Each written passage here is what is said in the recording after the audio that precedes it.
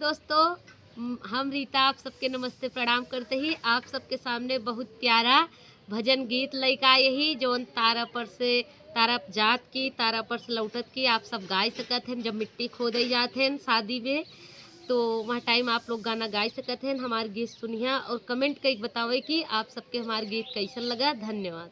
अमवा के लंबी चौड़ी पाती टिकोरा कोई तोड़ई ना पावई। अमवा के लंबी चौड़ी पाती टिकोरा कोई तोड़ई ना पावई। तोड़ई ना नदन दोइया ननद जी के भैया दूसरा केहू तोड़ई ना पावई। तोड़ई ना नदन दोइया ननद जी के भैया दूसरा केहू तोड़ई ना पावई। अमवा के लंबी चौड़ी पाती टिकोरा कोई तोड़ई ना पावई। सोने के थाली में जेवना बनाए, सोने के थाली में जेवना बनाए।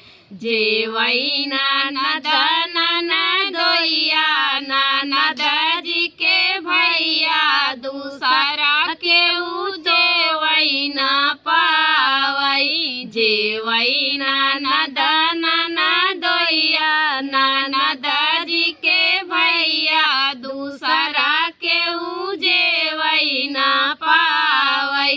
अमवा के लंबी चौड़ी पाती टिकोरा कोई तोड़ई ना पावई।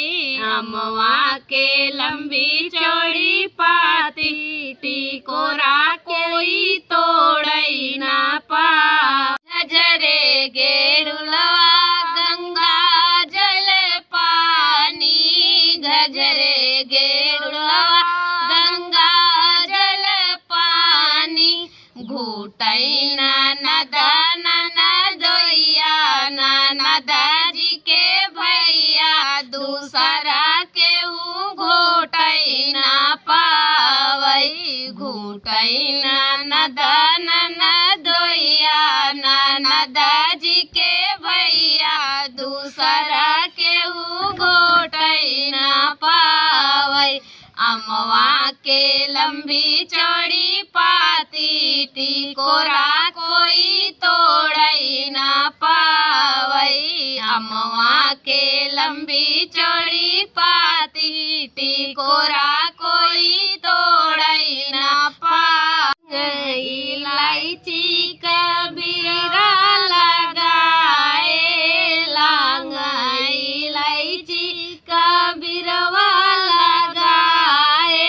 कुचई ननद दोइया ननद जी के भैया दूसरा केहू कुचई ना पावई।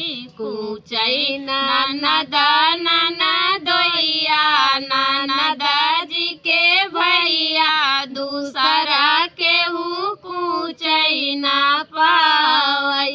अमवा के लंबी चौड़ी पाती टिकोरा कोई तोड़ई ना पावई। अमवा के लंबी चौड़ी